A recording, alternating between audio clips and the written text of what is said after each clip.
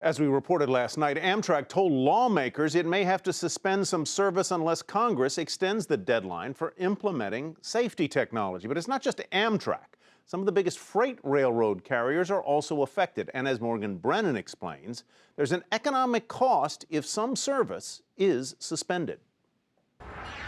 Come December, it may get tougher to take the train. This week, Amtrak became the latest in a growing list of passenger, commuter, and freight railroads warning of service shutdowns if Congress doesn't act to extend the deadline for a key safety technology.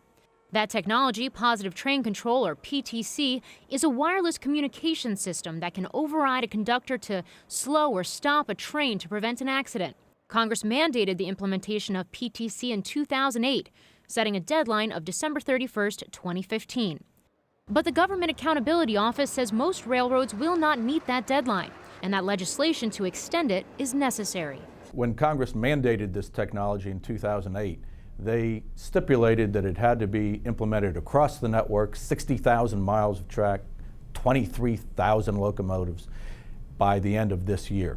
They did not appreciate the scope, and they didn't appreciate the technology that had to be developed. Cost of implementing PTC is an estimated $13 billion for the overall sector. Every rail carrier must work together to install the system because many share tracks and the technology itself keeps advancing.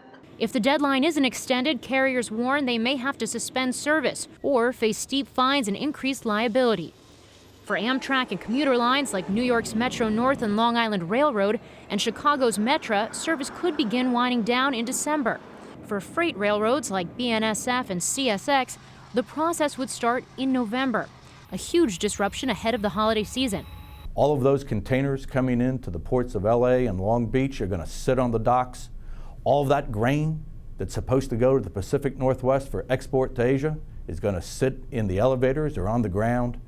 The new automobiles that are rolling off the assembly line in Detroit will just be sitting in the parking lot outside the factory because freight railroads won't be able to move them. The effects to the economy could be severe. The American Chemistry Council recently estimated that a single month of rail service disruptions could result in a more than 2.5% reduction in GDP in the first quarter of 2016, pulling $30 billion out of the economy.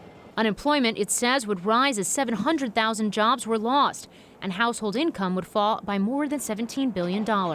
The question now, will Congress pass legislation in time? The Senate approved a highway bill over the summer that includes a PTC deadline extension, but the House has not acted on it. The House Transportation and Infrastructure Committee, however, did introduce legislation of its own last week. But that, too, needs to make its way through Congress and onto the president's desk. For service to continue without disruption, all of this needs to happen before the month's end. For Nightly Business Report, I'm Morgan Brennan.